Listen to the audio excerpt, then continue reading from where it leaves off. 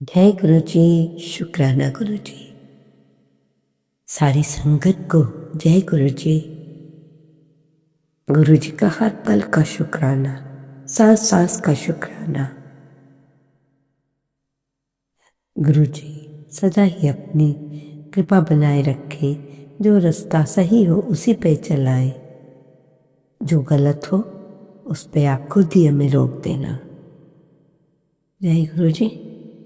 मंत्र जाप के साथ ही आज का शुक्राना सत्संग शुरू करते हैं। आप भी मेरे साथ बोलिएगा संगत जी। ओम नमः शिवाय। शिव जी सदा सहाय। ओम नमः शिवाय। गुरु जी सदा सहाय। संगत जी, नववर्ष में गुरु जी का संदेश कि नववर्ष शुरू हो गया है। सभी लोग अपनी अपनी विभिन्न प्रकार की कामना करते हैं।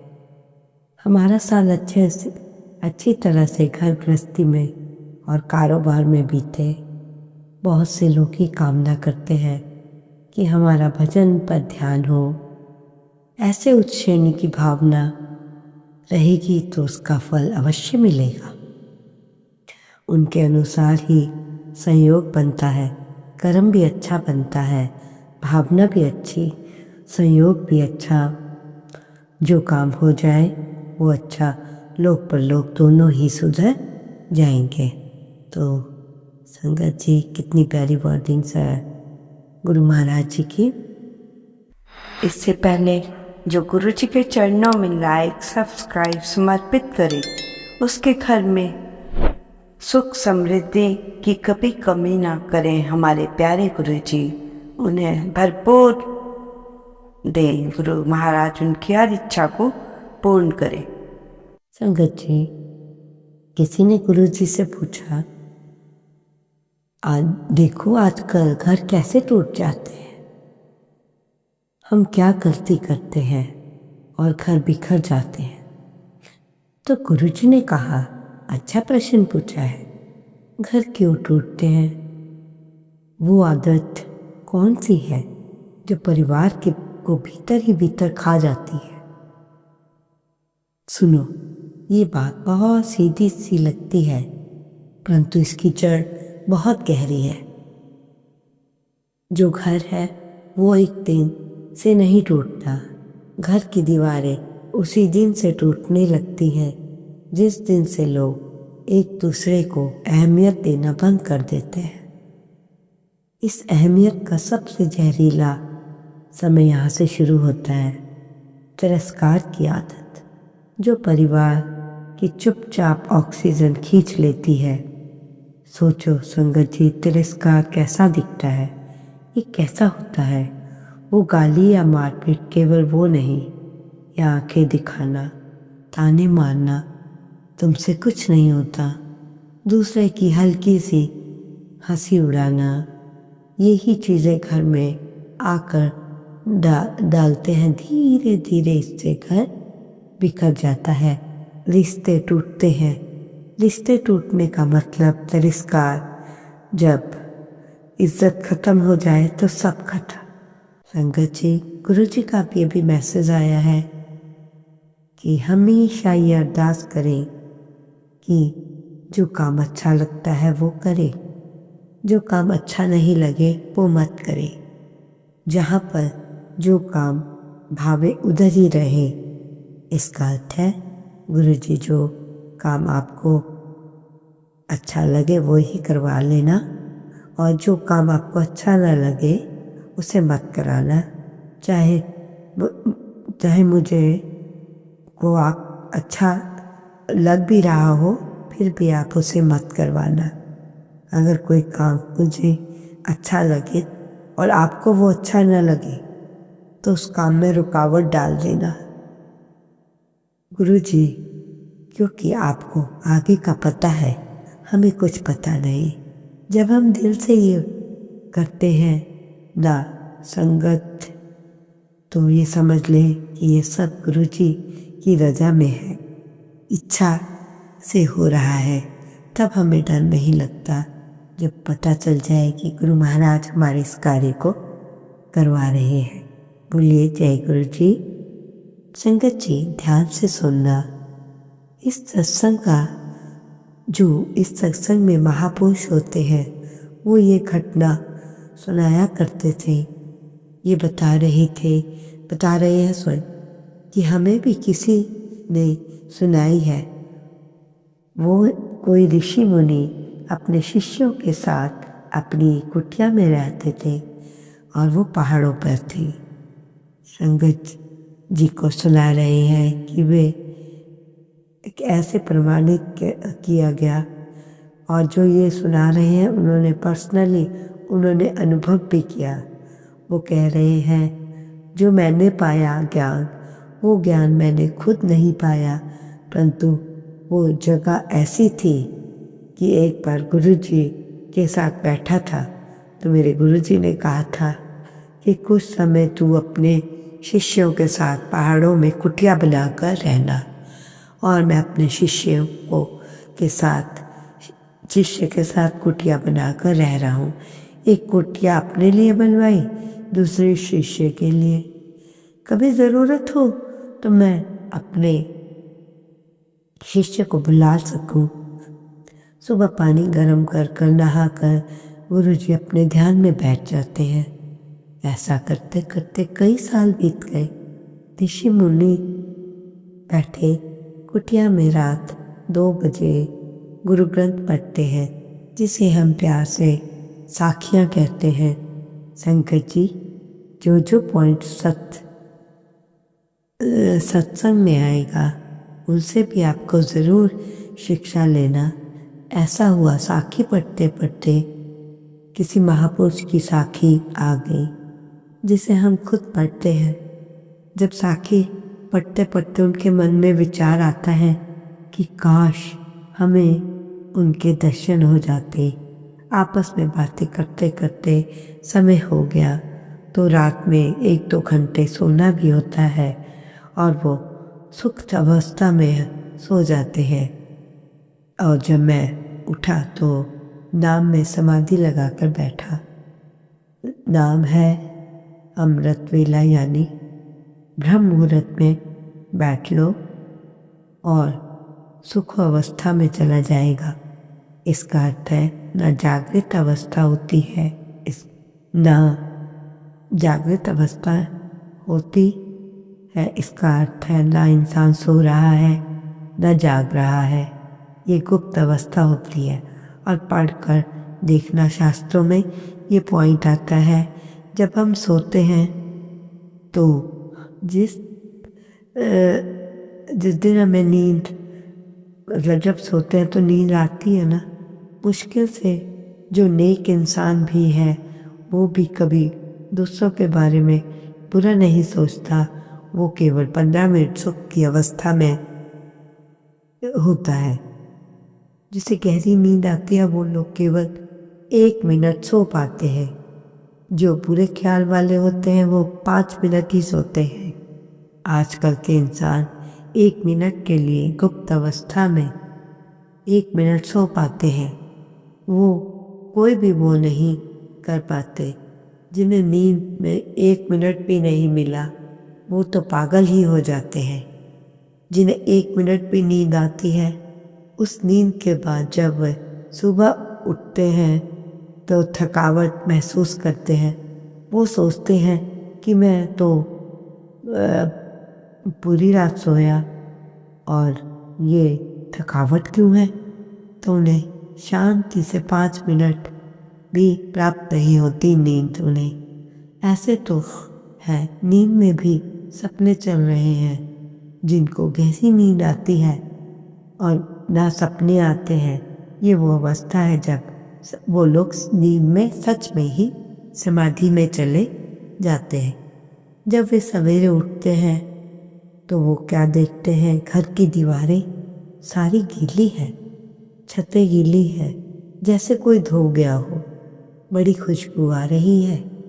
एक एक चीज़ साफ मुझे लगा कि कोई आया और मेरे घर की सफाई करके चला गया, क्योंकि वो सुखद अवस्था में चले गए। जब महापुरुष 2 घंटे सुखद नींद ले लेते हैं उस दिन 2 बजे का जो वो सोए तो वो 6 बजे उठे और उस अवस्था में बहुत रस आया। तो संगत जी, फर्क है गुरुओं और हम में। तो हमें भी नए साल की अमृत वेला में उठकर गुरु महाराज जी का अनुभव करना चाहिए। संगत जी, अभी अभी गुरु जी का मैसेज आया है कि कभी ये समझने की कोशिश या नादानी मत कर बैठना कि हम सेवा कर रहे हैं। हमने ऐसे कर्म कर रखे हैं, हमने सतगुरु की रहमत है जो हमारे कर्म हल्के करवा रही है, कटवा रहे हैं। संगत जी, फिर से गुरु जी का एक और मैसेज आ गया, ये काम शनिवार और मंगलवार को ही करना। जिसको नजर लगी हो उसके सिर से राई, नमक और साबुत लाल मिर्च 7 बार घुमाकर आग में जला दे या तो फ्लश कर दे। नजर हटेगी और किस्मत चमक जाए। संगत जी, जो भी आपके दुश्मन है उसके लिए आपको क्या करना है, ध्यान से सुनना। आपने उसे अपनी ताकत जाहिर नहीं करनी है, क्योंकि शेर शिकार पहले दहाड़ता नहीं है, सिर्फ सही वक्त आने का इंतज़ार करता है। दूसरी बात, दुश्मन को जवाब मत दो, उसकी औकात उसे दिखा दो। दुश्मन को जवाब मत दो और उसकी औकात उस पे ही छोड़ दो। समय जब पलटता है तो बिना शोर मचाए हिसाब किताब चुकता करता है।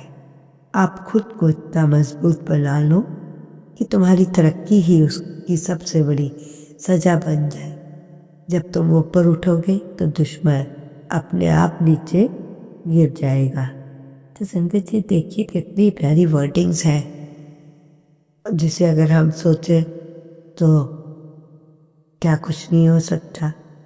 हम बिना बदला लिए बहुत कुछ कर सकते हैं, परंतु आजकल लोगों में पेशेंस नहीं है। जैसे ही कोई हमला करता है तो दूसरा सोचता है कि कैसे इसका जवाब दूं। पेशेंस होते तो हम रिप्लाई नहीं करते, कुछ करके दिखाते। तो संगत जी, ऐसे ही आजकल का मनुष्य को थोड़ा शांत होना पड़ेगा, ताकि अशांत में कुछ गलत ना हो जाए आपसे। इसलिए ये लाइफ है, इसको सोच समझ कर जियो, नहीं तो बड़ी मुश्किल आ जाती है। दोनों ही तरफ से लड़ाई झगड़ा बढ़ता ही चला जाता है, ना एक चुप बैठता है ना दूसरा। अगर एक शांत हो जाता है तो लड़ाई या कोई भी कार्य आगे नहीं चलता, वहीं रुक जाता है। जो कोई बोलता रहे या आंसर ही ना दे तो अपने आप इंसान चुप हो जाता है। तो ये बात हमेशा आपने याद रखनी है। कोई आपकी कोई बुराई निंदा कर रहा है, करने दो, वक्त उसे सही समय पर सही जवाब देगा। तो ये है गुरु महाराज जी की कृपा, इतनी अच्छी बात बताते हमें। नहीं तो आजकल तो लोगों का खून ही खौल जाता है। संगत जी, किसी ने पूछा गुरु जी से, अगर कोई हमसे हमारी गलती होने के बावजूद ना होने के बावजूद भी हमें गाली देता है या भला बुरा कहता है तो हमें क्या करना चाहिए। संगत जी, गुरु जी की तरफ से बहुत ही प्यारा जवाब मिला। गुरु जी की तरफ से जो हम सबको ध्यान से सुनना चाहिए। अगर तुमसे कोई भला बुरा कहता है, आपकी कोई भी गलती नहीं, तो आपको चुपचाप वहाँ से चले जाना चाहिए। क्योंकि अगर एक मूर्ख बनता है तो दूसरे को मूर्ख बनने की क्या ज़रूरत है। सत्संग में आकर कोई सत्संगी कहता है, मैं तो उससे बदला लूँगा या लूँगी, तो ये हमारी सोच है। तो फिर परमात्मा कहते हैं कि मेरे दरबार से आप लोग कोसों दूर रहो। अगर आप भी लड़े वो भी लड़े तो क्या होगा, नतीजा कुछ नहीं निकलेगा, दुश्मनी बढ़ती चली जाएगी। तो ये बात बहुत गहरी है, समझने वाली है। इसको आपने बहुत ही ध्यान से सुनना है। संगत जी, एक इंटरेस्टिंग सा सत्संग। एक बार एक व्यक्ति ने कोयल से कहा, तो कितनी काली है, कितनी अच्छी होती अगर तो गोरी होती। तो सागर ने कहा, उसने फिर सागर से कहा, यदि तुम्हारा पानी खारा ना होता तो कितना अच्छा होता। तो और फिर कहा उसने गुलाब से कहा, तुझ में कांटे ना होते तो कितना अच्छा होता। तब तीनों ने एक साथ मिलकर कहा, तीनों एक साथ मिलकर बोले, इंसान अगर तुझ में थोड़ी सी गलतियों को देखने की आदत ना होती तो कितना अच्छा होता। देखो संगत जी, इस छोटे से सत्संग से आप बहुत कुछ सीख सकते हैं। ये छोटा सा सत्संग हमारे सोचने की दिशा को कैसे बदल सकता है। तो यही है, कोयल को कह रहे हैं कि काला। तो ये तो बोलने वाले की बेवकूफ़ी है जो ऐसे ऐसे वर्ड्स यूज़ कर रहा है। तो संगत जी, आज एक और गुरु जी का मैसेज था कि तुम लोग थोड़े बादाम और अखरोट भिगोकर रोज खाओ तो अच्छा होगा, तुम्हारी सेहत के लिए भी और तुम्हारे लिए भी। तो मैंने आपको संदेश बता दिया गुरु जी का, था तो बहुत लंबा चौड़ा और मैंने आपको शॉर्ट में बताया है। तो संगत जी, गुरु जी देखो हमें किस किस प्रकार से शिक्षा देते हैं, समझाते हैं, सरल से सरल बात बताकर हमें बताते हैं कि ऐसा नहीं करो, ये मत करो, वो मत करो। तो संगत जी, हमें गुरु जी की बताई हुई बातों पर, गुरु जी के कहे हुए वचनों पर चलना होगा। गुरु जी का ये संदेश कि हमेशा दूसरों को मदद करने वाले बनो। ओम नमः शिवाय। शिव के सदा सहाय। ओम नमः शिवाय। गुरु जी सदा सहाय। जय गुरु जी। शुक्राना गुरु जी, अनंतम अनंता शुक्राना।